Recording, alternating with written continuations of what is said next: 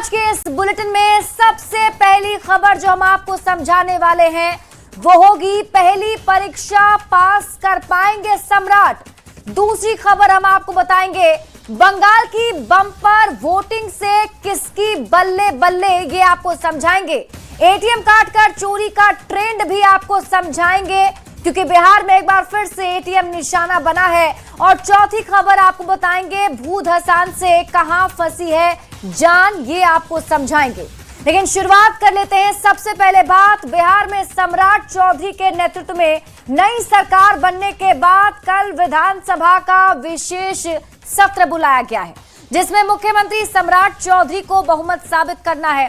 सत्ता पक्ष के नेताओं का कहना है कि फ्लोर टेस्ट में कहीं कोई दिक्कत नहीं है क्योंकि एनडीए के पास 201 विधायकों का बहुमत है। ये रिपोर्ट देखिए फिर खबर तो समझिए।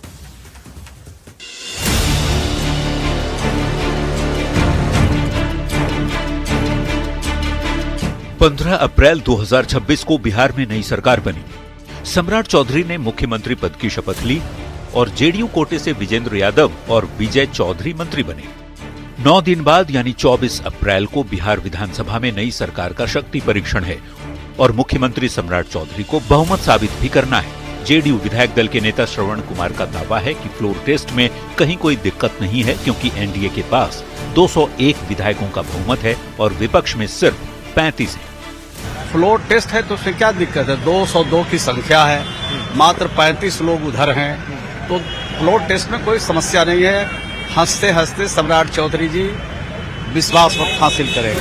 जाज अहमद अब भी बीजेपी और जेडीयू के बीच खटपट की उम्मीद लगाए बैठे हैं।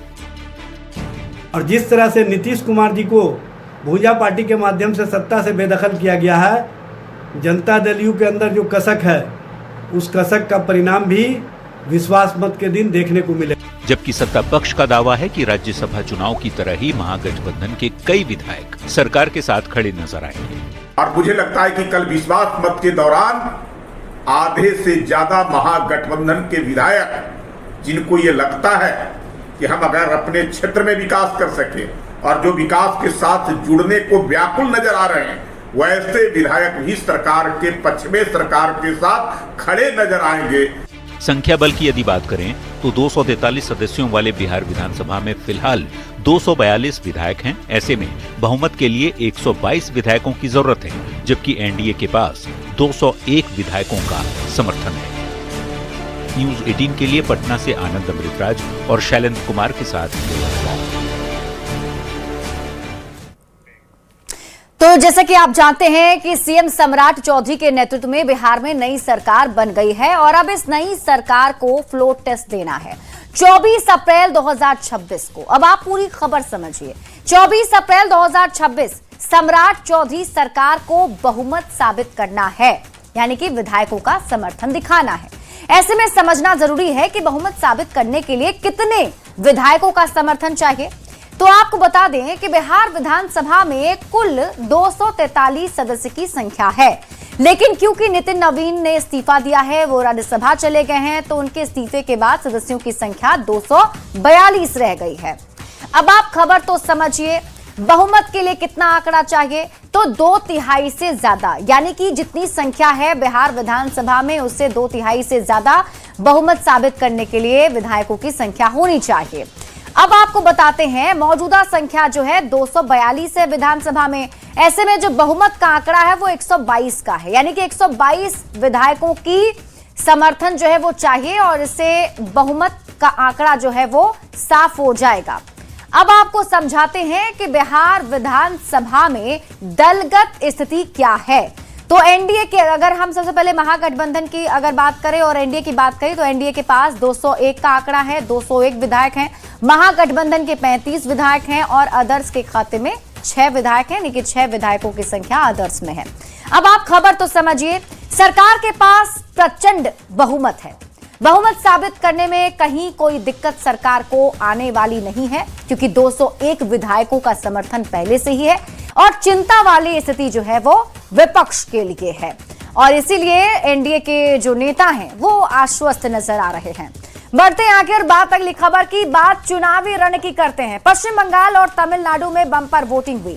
पश्चिम बंगाल में आज पहले चरण का चुनाव हुआ। 16 जिलों की 152 सीटों पर हुए चुनाव में 90% से ज्यादा मतदान हुआ है। वहीं तमिलनाडु में एक चरण में सभी सीटों पर 84% से ज्यादा वोटिंग हुई है।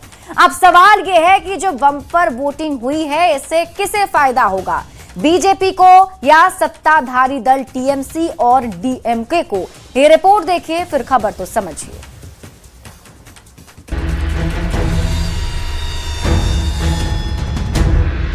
पश्चिम बंगाल में पहला चरण और तमिलनाडु में एक ही चरण में सभी सीटों पर चुनाव संपन्न हो गया। तमिलनाडु में तो चुनाव लगभग शांतिपूर्ण रहा, लेकिन बंगाल में कुछ जगह जबरदस्त बवाल हुआ।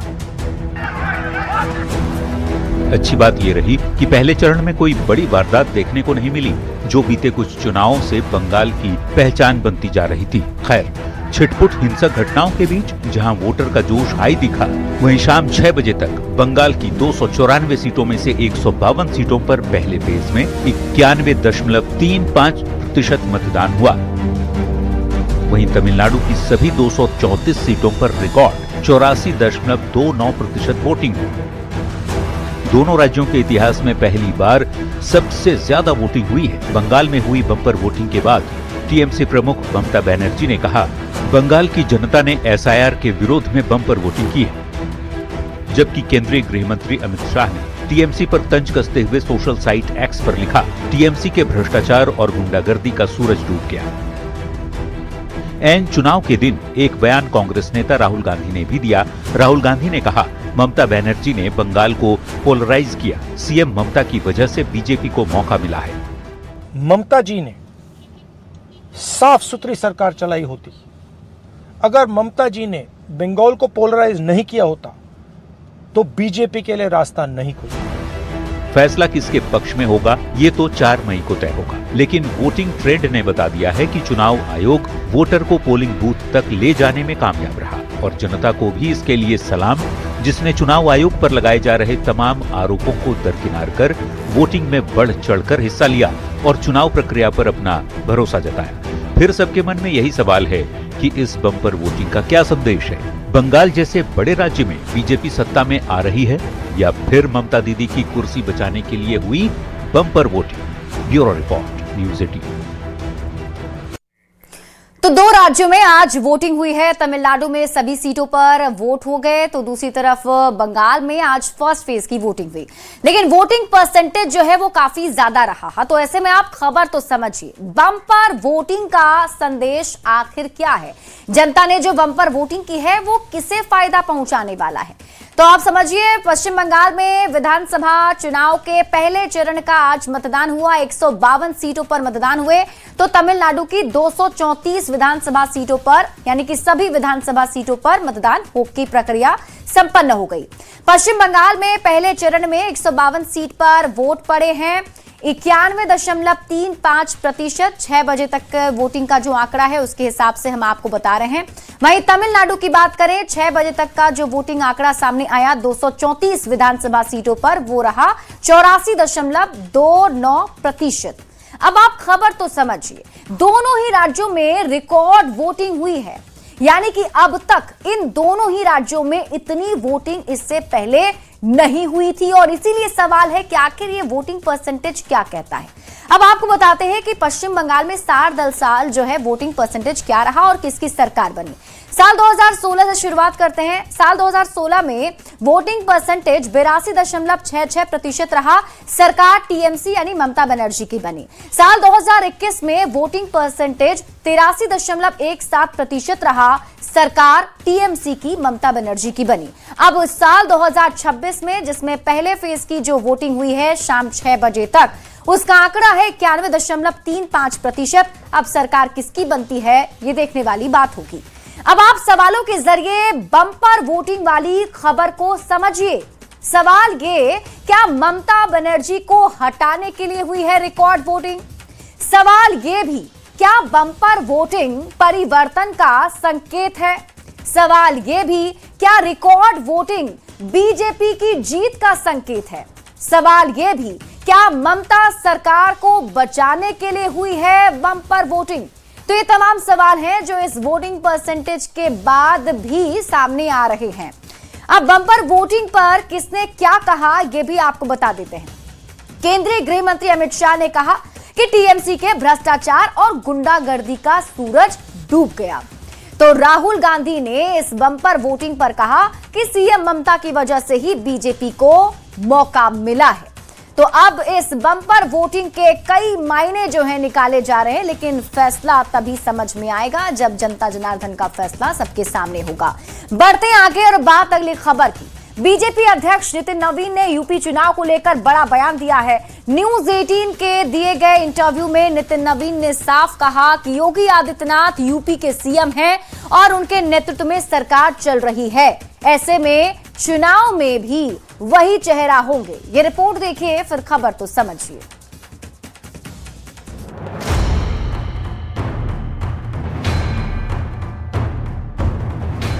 न्यूज 18 से खास बातचीत में यूपी को लेकर बीजेपी के राष्ट्रीय अध्यक्ष नितिन नवीन ने सीएम योगी की तारीफ की।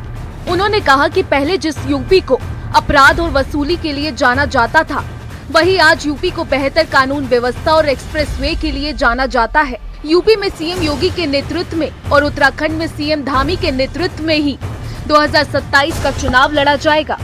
एक लॉ एंड ऑर्डर का जो यूएसपी है योगी जी का, वो भी दिख रहा है। तो मैं मानता हूं कि आज उत्तर प्रदेश के कई शहर आज विकसित शहर के रूप में दिख रहे हैं। तो ये सब चीजें हमारे लिए स्पष्ट रूप से हमारे तीसरे सरकार बनाने के लिए, हैट्रिक बनाने के लिए काफी है। तो आने वाले समय में यूपी और उत्तराखंड में चेहरा योगी और धामी ही होंगे। देखिए, हमारे मुख्यमंत्री हैं, उनके नेतृत्व में हम सरकार चलाए तो निश्चित रूप से चेहरे होंगे। बीजेपी अध्यक्ष नितिन नवीन ने कहा कि यूपी में बीजेपी हैट्रिक लगाएगी। नितिन नवीन के यूपी में योगी सरकार के विकास और लॉ एंड ऑर्डर की तारीफ पर विपक्ष का पलटवार भी जारी है। Bureau report, news 18।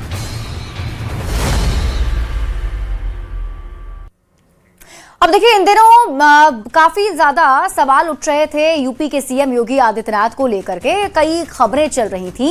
ये भी कहा जा रहा था कि क्या आगे आने वाले विधानसभा चुनाव में यूपी के जो सीएम हैं योगी आदित्यनाथ वही चेहरा होंगे। तो इस पर से पर्दा अब हटता हुआ दिख रहा है। हम आपको पूरी खबर समझाते हैं। बीजेपी के राष्ट्रीय अध्यक्ष हैं नितिन नवीन, जिन्होंने न्यूज 18 से खास बातचीत की और न्यूज 18 से खास बातचीत में यूपी पर उन्होंने अपनी बातें रखी हैं, जिसमें उन्होंने कहा कि उत्तर प्रदेश को उत्तम प्रदेश बना रहे हैं योगी आदित्यनाथ। जमकर उन्होंने तारीफ की। नितिन नवीन ने सीएम योगी की तारीफ की। कहा कि पहले यूपी को अपराध वसूली के लिए जाना जाता था, लेकिन जब से सीएम योगी बने अब यूपी को विकास के लिए जाना जाता है। उत्तर प्रदेश में अब बेहतर कानून व्यवस्था है। 2027 में सीएम योगी के चेहरे पर ही विधानसभा का चुनाव लड़ा जाएगा और यूपी में लगातार तीसरी बार सरकार बनाएंगे। यानी नितिन नवीन का यह दावा है कि यूपी में तीसरी बार यानी कि हैट्रिक लगाने वाली बीजेपी है। तीसरी बार भी सरकार बीजेपी यूपी में बनाने जा रही है। बढ़ते आगे और बात अगली खबर की। समस्तीपुर के कैनरा बैंक के एटीएम को गैस कटर से काटकर लाखों रुपए की चोरी हुई है। 5 नकाबपोश बदमाश लग्जरी एसयूवी से आए और इस वारदात को अंजाम देकर फरार हो गए। फिलहाल पुलिस पूरे मामले की जांच में जुटी है। ये रिपोर्ट देखिए, फिर खबर तो समझिए। रात का सन्नाटा, गैस कटर की चीख, एटीएम से लाखों की चोरी। क्या कर रही पुलिस बेचारी?